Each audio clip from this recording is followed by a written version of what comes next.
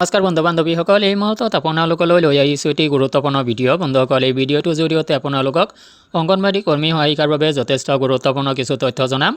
বন্ধুসকল, অংগনবাড়ী কৰ্মী সহায়িকা আৰু মিনি কৰ্মীৰ দৰমহা বৃদ্ধিকে আদি কৰি কেইবাটাও দাবীৰ পৰিপ্ৰেক্ষিতত দাবীসমূহ চৰকাৰে মানি লোৱাৰ বাবে তেওঁলোকে যি ধাৰাবাহিক আন্দোলন কাৰ্যসূচী ৰূপায়ণ কৰিছে, এই কাৰ্যসূচীলৈ বা তেওঁলোকৰ এই আন্দোলনলৈ বিভিন্ন সংগঠনে ৰায়দান প্ৰদান কৰিছে বা বিভিন্ন সংগঠনে সহমত প্ৰদান কৰিছে আৰু তেওঁলোকে অসমৰ মুখ্যমন্ত্ৰীলৈ আহ্বান জনাইছে যে অংগনবাড়ী কৰ্মী সহায়িকাসকলৰ যি দাবী, সেই দাবীবোৰ চৰকাৰে মানি ল'ব লাগে। তো বন্ধুসকল, এই সংক্ৰান্তত আপোনালোকক যথেষ্ট গুৰুত্বপূৰ্ণ কিছু তথ্য এই ভিডিঅ'টোত জনাম। সচলত দিবানৈখত ধৰ্মঘট অব্যাহত, প্ৰকল্পও চলি আছে অংগনবাড়ী কৰ্মী সহায়িকাৰ আন্দোলন। কাইলৈ চৰকাৰ আৰু সন্থাৰ মাজত হ'ব পুনৰ আলোচনা। ICDS ৰক্ষা আৰু মাননি সলনি, মজুৰি আদায় দিয়া অথবা মজুৰি দিব নোৱাৰালৈকে মাননিৰ পৰিমাণ বৃদ্ধি কৰাৰ দাবীত চলি থকা অংগনবাড়ী কৰ্মী সহায়িকাৰ বিক্ষোভ ধৰ্মঘটে আজি ৬ষ্ঠ দিন অতিক্ৰম কৰিলে। উল্লেখযোগ্য যে যোৱা ২৬ ফেব্ৰুৱাৰীৰ পৰা ১৭ সহস্ৰাধিক কৰ্মী সহায়িকাই মহা বিক্ষোভ প্ৰদৰ্শন কৰাৰ পিছতো চৰকাৰে কোনো ব্যৱস্থা গ্ৰহণ নকৰাত দিনে নিশাই বিক্ষোভ ধৰ্মঘট চলাই আছে অসম ৰাজ্যিক অংগনবাড়ী কৰ্মী সহায়িকা সন্থাই। এই আন্দোলনৰ প্ৰতি সংহতি জনাবলৈ যোৱাকালিয়ে উপস্থিত হয় CITUৰ সৰ্বভাৰতীয় সভানেত্ৰী ডাক্তৰ কে হেমলতা। তেখেতে কাৰ্যসূচীত অংশ লৈ দিনে নিশাই মুকলি আকাশৰ তলত মহিলা কৰ্মচাৰীসকলক বিজেপি চৰকাৰে ধৰ্ণা বিক্ষোভ কাৰ্যসূচী কৰিবলৈ বাধ্য কৰাইছে বুলি অভিযোগ কৰে। কেন্দ্ৰ তথা অসমৰ ডাবল ইঞ্জিন চৰকাৰে কাম কৰা মহিলা কৰ্মচাৰীক উপযুক্ত মজুৰি দিব নোৱাৰে, কিন্তু বছৰত দেশৰ বৃহৎ পুঁজিপতিসকলক ২০০ লাখ কোটি টকা পৰ্যন্ত বেংক ঋণ ৰেহাই দিব পাৰে। হেমলতাই জনায় যে যোৱা সময়ছোৱাত মোদী চৰকাৰে প্ৰায় ১০ লাখ কোটি টকাৰ চৰকাৰী কৰ বৃহৎ কৰ্পৰেটক ৰেহাই দিছে, অথচ দেশৰ কৃষি আৰু শ্ৰমজীৱী মানুহৰ ওপৰত প্ৰতিদিনে কৰৰ বোজা জাপি দি আছে।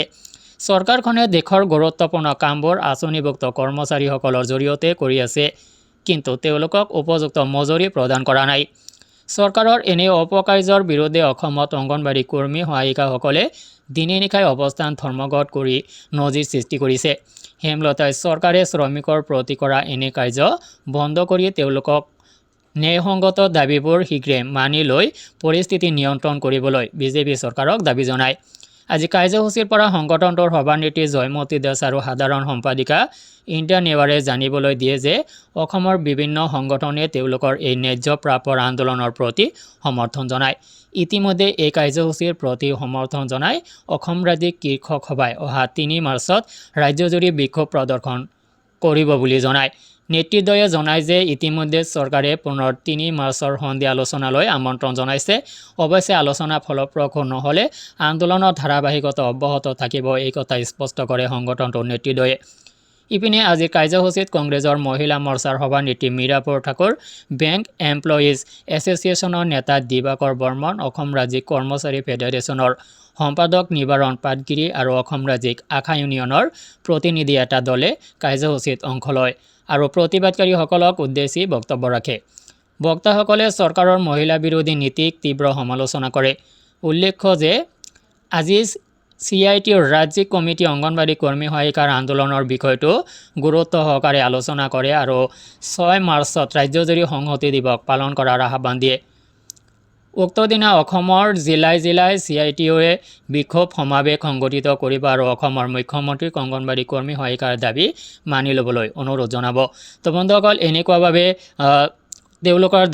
তেওঁলোকৰ যি দাবী বা তেওঁলোকৰ যি অসহযোগ কাৰ্যসূচী অব্যাহত আছে, তেওঁলোকে দিনে নিশাই তেওঁলোকৰ প্ৰাপ্য বিচাৰি আন্দোলন কৰিব লগা হৈছে। ৰাজপথত ওলাই আহি তেওঁলোকে দিনে নিশাই আন্দোলন কৰিব লগা হৈছে আৰু তেওঁলোকৰ আন্দোলনৰ প্ৰতি, তেওঁলোকৰ এই কাৰ্যসূচীৰ প্ৰতি বিভিন্ন সংগঠনে সঁহাৰি দিয়া পৰিলক্ষিত হৈছে। তো বন্ধুসকল, ভিডিঅ'টো সংক্ৰান্তত আপুনি কি ক'ব কমেণ্ট ছেকশ্যনত জনাব। আজিলৈ এৰিছোঁ, ধন্যবাদ।